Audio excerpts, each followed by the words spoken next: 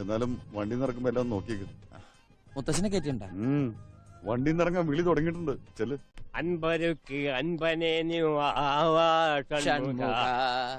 ആടുപട്ടെ വീടുടയായി സൂക്ഷിച്ച് ഇൻപമൊഴിയിലേതവാ